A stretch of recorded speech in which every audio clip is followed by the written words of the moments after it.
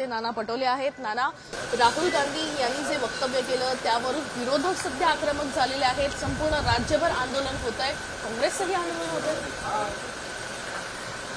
जसं शिवाजी महाराजांचे घोडेही पण त्यांच्या विरोधकाला दिसायचे ते घाबरायचे, तसं राहुल गांधींच्या बद्दलचं भाजपच्या डोक्यामध्ये ते भूत आहे.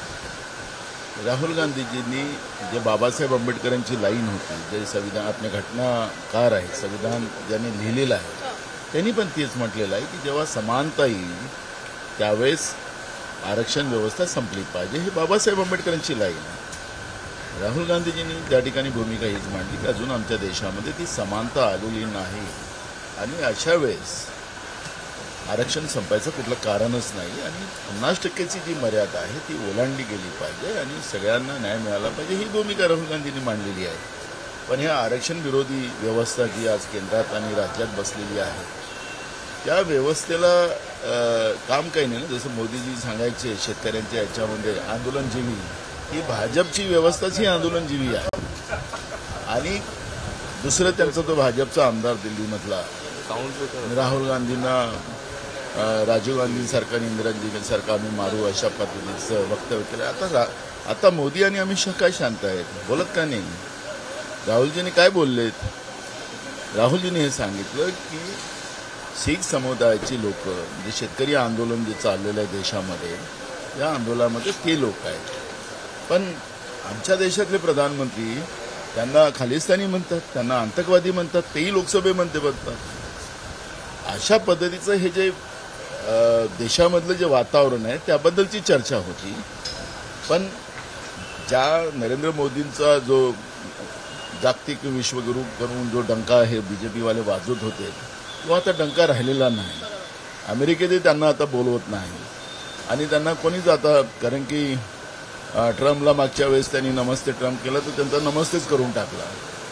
त्याच्यामुळे राहुल गांधीजी अमेरिकेत गेले आणि त्यांचं जे स्वागत झालं त्याच्यामुळे घाबरले आणि घाबरल्यानंतर ज्या पद्धतीनं भाजपने वागायचं आहे, त्यांची जी मानसिकता आहे, त्या मानसिकतेचं दर्शन आज देशामध्ये आपण राज्यामध्ये पाहतो. बरोबर.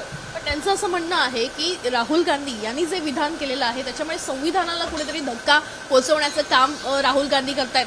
जे आरोप लोकसभा निवडणुकीच्या वेळेस महाविकास आघाडीने महायुतीवर केले होते तेच आरोप आता काँग्रेसवर केले जात आहेत. मला कळायलाच कारण नाहीये. आज तुम्ही 100% FDI करून टाकलेलं आहे. आरक्षण नोकऱ्यातलं संपवलं. शिक्षणातल्या तुम्ही 2021 आणि 2022चं शैक्षणिक धोरण नरेंद्र मोदीचं वाचा, ते बघा, त्याच्यामध्येही आरक्षण संपवलेलं आहे. नोकऱ्यातलं आरक्षण संपवलं, शिक्षणातलं आरक्षण संपवलं. तर आरक्षण संपवणारी कोण? ही भाजपची व्यवस्था आहे. आणि यांची जी मूळ आहे मोहन भागवत संघ, त्यांनी तर अनेकदा सांगितले की आमचा उद्देश एकच आहे की हा आरक्षण व्यवस्था या देशातून संपुष्टात आणायची आहे. आणि त्या पद्धतीनंच लोकशाहीनं आलेली ही व्यवस्था जी आज नरेंद्र मोदींची असेल किंवा भाजपची व्यवस्था असेल प्रत्येक राज्यात, त्यांनी त्याच पद्धतीची व्यवस्था केलेली आहे. धर्माधर्मामध्ये भांडण लावणं, जातीजातीमध्ये भांडण लावणं. आता यांना जमिनीखालची पाऊल सरकलेली आहे. महाराष्ट्रात हे सत्तेच्या बाहेर जाणार आहे हे कळल्याबरोबर यांना काय दुसरं बहाणा नाही ना. त्याच्यामुळे आता त्या पद्धतीचं एक फेक नेरेटिव्ह जे आहे नरेंद्र मोदी आणि फडणवीसांचं, त्याच्यावरती चालतात आहे. महाराष्ट्रातील लोक सुज्ञ आहेत, महाराष्ट्राच्या जनतेला हे सगळं कळतं आहे. त्यामुळे मला असं वाटतं की हे यांचा जो आजचा राहुल गांधींच्या विरोधातलं जो आंदोलन आहे त्याला काही तथ्य नाही आहे. हे घाबरलेली व्यवस्था भाजपची फेक नेरेटिव्ह टाकण्याचा एक अयशस्वी प्रयत्न हे करतात आहेत. आणि त्याच्यामुळे या लोकांनी, खरं तर आम्ही काल त्यांच्या भाजपच्या आमदारांनी जे वाक्य राहुल गांधींच्या बद्दल बोललं, आमची आजही भूमिका आहे, राहुल गांधींच्या केसालाही धक्का लागला तर यांना काही एवढं देशातली लोक साध्या पद्धतीने राहू देणार नाही. आणि लोकांमध्ये जे तीव्र चीड भाजपच्याबद्दल आहे ते आपल्याला लोकांमध्ये पाहायला मिळते. आणि म्हणून आता यांची घसरती जी आता उतरती काळा जी आहे त्या कळेच्यामुळे घाबरलेली व्यवस्थेमध्ये भाजप आपण पाहतो. वाटतं की राहुल गांधी यांच्या संदर्भात जे विधान केलेलं आहे त्या संदर्भात तक्रारी मोठ्या प्रमाणात दाखल झाल्या पाहिजे. बिलकुल आमच्या तक्रारी सुरू झाल्या. तुमच्या विरुद्ध तक्रार दाखल केली जाते? आम्ही तक्रारी सुरू केल्या आहेत.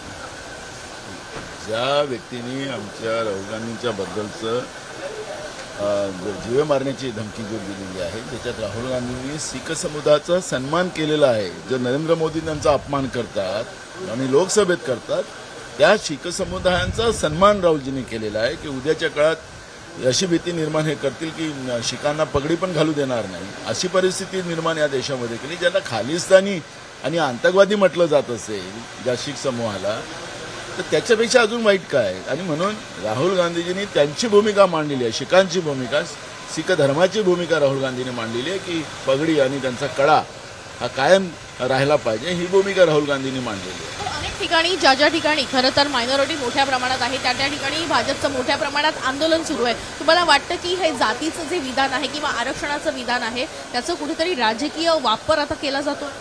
भाजप राजकारणात एक्सपर्ट आहे, त्यांना एक्सपर्टी आहे. आता लोकांना यांचं खरं राजकारण कळलेलं आहे. त्यामुळे ना मला असं वाटतं की या व्यवस्थेला आता काही जास्त काळ राहिला नाही. भाजप ही सत्तेच्या बाहेर जायची पाळी आलेली आहे आणि म्हणून शेवटच्या टप्प्यात ते हातपाय हलवतात. शेवटचे 2 प्रश्न विचारते. सर, एकीकडे चंद्रचूड जे आहेत त्यांच्या घरी मोदी आरतीला जाताना बघायला मिळतात आणि त्याच्यावरून मोठ्या प्रमाणात ट्रोलिंग होताना बघायला मिळतं. तुम्ही कसं वाटतं? बघा, आपल्या देशातली जी लोकशाही आहे त्याचे काही संकेत आहेत, काही घटनात्मक नाही आहे, संकेत आहेत. आखरी सरकारचा काही दोष असेल, सरकारच्या विरोधात लोकांचे काही विरोध असेल तर आखरी त्यांना कोर्टात जाऊन न्याय मिळवून घेऊ शकतं. ही या पद्धतीची व्यवस्था आपल्या लोकशाहीमध्ये आहे. जे 4 स्तंभ आहे त्याच्यातलं हे आहे, न्यायव्यवस्था आहे. आणि CJI आणि प्रधानमंत्री या पद्धतीने एकत्रित येणं घरगुती कार्यक्रमामध्ये हे आपल्या देशातल्या संकेतांच्या आधारावर हे एकत्रित येता कामा नये आणि हे स्वतंत्र राहावं न्यायव्यवस्था, अशी ही भूमिका आपल्या याच्यामध्ये मांडलेली आहे. ज्यांना संकेतच कळत नाही त्यांना संकेत बावनकुळे माहीत आहे, त्या लोकांच्याबद्दल काय बोलावं. क्यू आहे आखरी देशामध्ये, असं कधीच झालेलं नाही. ठीक आहे, नवीन नवीन पायंडे ते लोक देशामध्ये पाळतात तर त्यांचा प्रश्न आहे. पण न्यायव्यवस्थेवरचा विश्वास जनतेचा कमी होत चाललेला आहे. त्याच्याकडे न्यायव्यवस्थेने पण लक्ष घातलं पाहिजे, एवढंच आमचं सूचना. आमदार पात्र प्रकरण अजून बाकी आहे, निकाल बाकी आहे आणि त्याच्यामुळेच हे ट्रोलिंग होताना बघायला मिळतं. CJI आहे आता ते पदा CJI ते पदावर बसलेले आहेत चंद्रचूडजी. त्यांनी काय न्यायव्यवस्थेला न्याय द्यायचा आहे तो त्यांनी ठरवायचा आहे. त्यांच्या अधिकारात मी काही बोलणार नाही. पण त्या खुर्चीवर महाराष्ट्रातला व्यक्ती बसलेला आणि महाराष्ट्रातला हा घटना पेच आहे.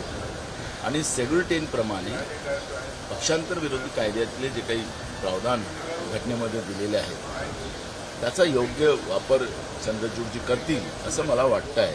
नाहीतर महाराष्ट्राच्या एवढ्या मोठ्या पदावर बसलेल्या व्यक्तींनी समजा त्या ठिकाणी न्याय न देता ते रिटायर झालेत नोव्हेंबरमध्ये, तर त्याचं एक पूर्ण देशामध्ये, कारण सायंटिशन हा एक भाग ठरतो आणि सातत्यानं त्याचा उल्लेख होईल आणि म्हणून महाराष्ट्राचा अपमान होणार नाही अशा पद्धतीचा निर्णय चंद्रचूड साहेबांनी द्यावा, एवढीच आमची त्यांना विनंती. एक शेवटचा प्रश्न विचारते. काँग्रेस जाहीरनामा जो करणार आहे तो 3 टप्प्यांमध्ये करणार आहे अशी माहिती मिळते, म्हणजे केंद्रासाठी वेगळा, राज्यासाठी वेगळा आणि मतदारसंघासाठी वेगळा. तर असं काही ठरतंय का? कारण त्या विभागानुसार तो विचार केला जाईल असं काही? आपल्याला आता ते दिसेल ना, त्याच्यानंतरच आपल्याला कळेल. आता ती सुरुवात आहे. पण त्या विभागाचा विशेष आढावा घेतला जाणार आहे, त्यानुसार जाहीरनाम्यामध्ये काही गोष्टी आहे. प्रत्येक महाराष्ट्रातले विविध प्रश्न वेगळ्या वेगळ्या भागातले आहेत, त्याची सगळी आम्ही नोंद घेऊ आणि जनतेचे प्रश्न सोडवण्यासाठी आणि महाराष्ट्राला गतवैभव प्राप्त करण्यासाठी जो आज महाराष्ट्र विकून ठेवलेला आहे, कर्जबाजारी डुबवून ठेवलेला आहे, आणि महाराष्ट्रामध्ये आपल्याला माहितीसाठी सांगतो गेल्या 6 महिन्यामध्ये 2,500च्या वर सरकारी आकड्याप्रमाणे शेतकऱ्यांच्या आत्महत्या झालेल्या आहेत, गृहिणीच्या वेगळ्या, बेरोजगारांच्या वेगळ्या. आणि म्हणून हा जो महाराष्ट्र आता आत्महत्या करणारा महाराष्ट्र, असं या महाराष्ट्राची नोंद या सरकारमुळे जी झालेली आहे ही आम्हाला पुसायची आहे. महाराष्ट्रातला एक शेतकरीसुद्धा आत्महत्या करणार नाही, त्याला न्याय दिला जाईल, तरुणांना न्याय दिला जाईल, गरिबांना न्याय दिला जाईल, महागाई कमी केली जाईल. हे सगळे प्रश्न आमच्या समोर आहेत आणि म्हणून महाराष्ट्राच्या जनतेला न्याय देण्यासाठी जनता आमची महाविकास आघाडीची सरकार काँग्रेसच्या नेतृत्वात निवडून थँक्यू, धन्यवाद. आपण बघतोय की या ठिकाणी नाना पटोले यांनी मुद्दा स्पष्ट केलेला आहे. एकीकडे राहुल गांधी यांनी जे विधान केलं त्याच्यावर भाजप आक्रमक होताना बघायला मिळते. दुसरीकडे राहुल गांधी यांना जीवे मारण्याची धमकी होती, त्याच्यामुळे काँग्रेस कुठेतरी आक्रमक झालेली बघायला मिळत आहे. मात्र भाजप फेक नरेटिव्ह सेट करत असल्याचा एक आरोप जो आहे तो या ठिकाणी नाना पटोले यांनी स्पष्ट केलेला आहे. कुठल्याही पद्धतीनं संविधानामध्ये बदल होणार नाही. मात्र बाबासाहेबांनी जे सांगितलेलं आहे की जेव्हा समानता येईल तेव्हा संविधानामध्ये काही बदल केला जाईल, त्याच लाईनवर किंवा त्याच बेसवर जे आहे ते राहुल गांधी यांचं हे विधान असल्याचं देखील त्यांनी या ठिकाणी स्पष्ट केलेलं बघायला मिळतंय. त्यावेळेपासून गणेश कानडेसह वैदेही काळेकर, साम टीव्ही न्यूज, मुंबई.